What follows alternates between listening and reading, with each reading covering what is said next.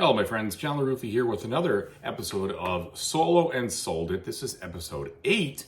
This is a show or a little series where I tell you about games that I have played and decided to pass on, move on from for whatever reason or another. Sometimes the game didn't resonate with me. Sometimes the game was just good, but I've played it enough. And then sometimes, maybe it was just too similar to something and it kind of got booted out by something else.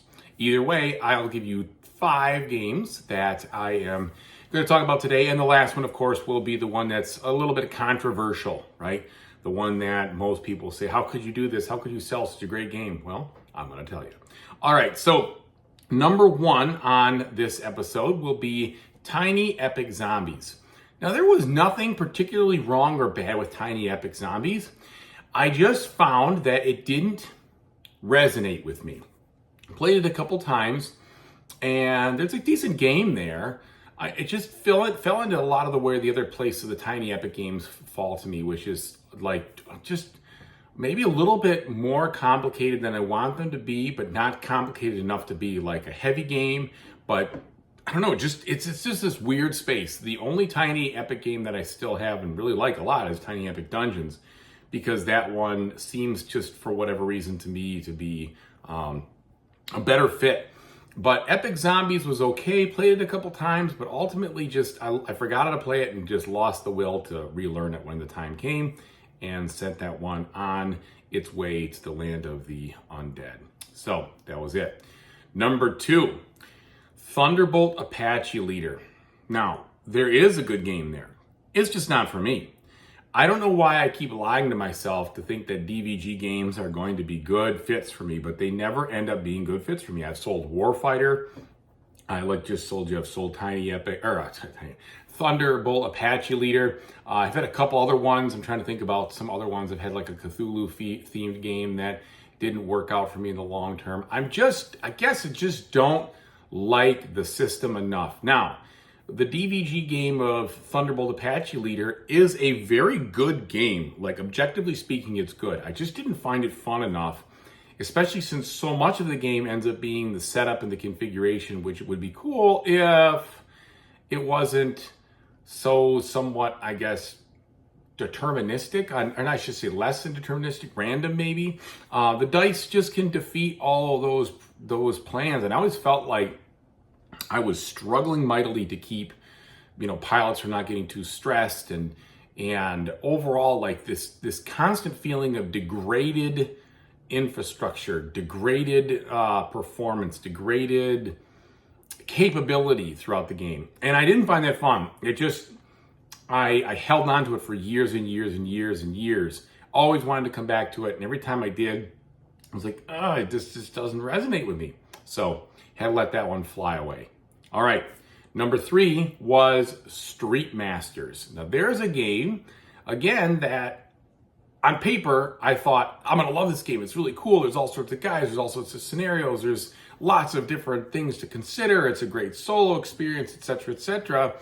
But it was really a lot to kind of like chug through over and over. And I played it a couple times, and I'd say I enjoy my plays, but as I lost the understanding of the game, especially when the app came out, I'm like, there's so many things that the app can do for me solo-wise to handle a lot of this crunch that I don't have to do.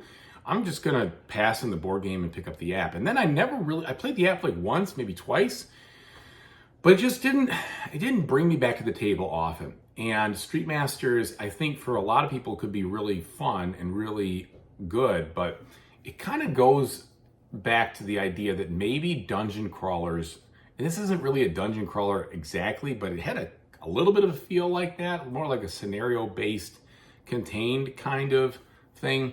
It didn't resonate with me enough to want to keep relearning and playing it. So Street Masters lost the battle and was sold. All right, now here's one that I got in a very similar time to another game that used the mechanic, but I think made it a lot better and a lot more fun. And so my number 4 is Selenia. Now, Selenia had a lot of cool things going on for it in the fact that the board was like constantly moving along, and you were doing the usual Euro stuff, which I like, but Black Angel just made it more fun and did it way better. I mean, I like Black Angel a lot. I've still got it in my collection after years. Every time I relearn it and play it, it's always fun. Selenia was okay, but it was like, well, since I've forgotten how to play it and I've got both these games, I mean, Black Angel clearly, in my opinion, just eclipses the less fleshed out experience that Selenia is. So Selenia is a good game. It just wasn't for me because I had something better. And I say better for me. I think it depends on what you think. Some people would say, oh yeah, absolutely. And some people would say, no, I like the more medium weight Euro, medium to lightweight Euro that Selenia is versus Black Angel. I'm going to stick with that one. So either way, it's all personal preference, but I had to let Selenia float away.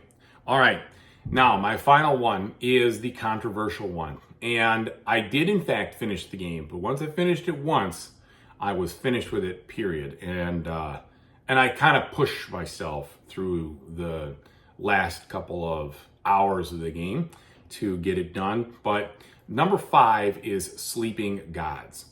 And I have, again, fooled myself into believing that I like things from that designer over and over and over again. And every time I do, I end up selling them. I'm not doing it anymore. Now or Never, I ended up selling. What was the other one before that? Not Above or Below. But anyway, it's just that Sleeping Gods was a very, very good product. And it was a good narrative and a good experience, but it just wasn't for me, period. And I'll say that because I found the gameplay to be very repetitive and not that interesting. I think that, you had to basically invest, I don't know, at least 12, maybe more hours into it. And I did. I played from start to finish. I got to an ending, but I'm like, there's just no way I would want to restart this. I know there's a lot of more content that I could discover, but it's just not for me. I mean, and it's not bad. It's just, it didn't resonate with me after a little while. And I didn't find the narrative drove me forward to discover what was coming next. I did think it was clever. I did think it was well written. But the mechanics just weren't there to also get me excited. It was a lot of skill checks, which I like skill checks, and I don't mind that at all, but I think I like them in a much more concise way. And with I like doing, for instance, the Arkham Horror and the Eldritch Horror and those kinds of things. I'm totally fine with all that. But this game just was kind of exhausting after a while, and I pushed myself through to the end to finish it, but I was very happy that I didn't take the all-in usual plunge like I usually do when I get games like that and buy the expansion and this and that, because it would have just been more that I would never have explored and sold. And I know there's more content out there, and I know that a lot of people love that type of game, and I'm not dogging on it whatsoever, because it was a very well done, very, you could tell it was a labor of love, right? This guy wrote the story. I think he did the art also and the gameplay. I mean, all of this stuff. And my hat comes off to him and his effort. It's just not something that I really enjoyed enough to keep around for a second play. So that was it. Anyway, thank you so much for watching. And I really hope that this is an entertainment thing, right? That I hope that you were like, oh yeah, those are games that I have liked, or maybe I didn't like, or I could see where you're coming from or not. But either way, they're not bad games. None of the games in this list were bad. If you have them in your collection and you enjoy them, then I am very happy for you, because they're good games, each and every one, but just weren't for me. So thanks again. I really appreciate the support. Thanks for tuning in. And whatever you decide to play in the future, I really hope you have a fantastic time doing it. Take it easy, everybody.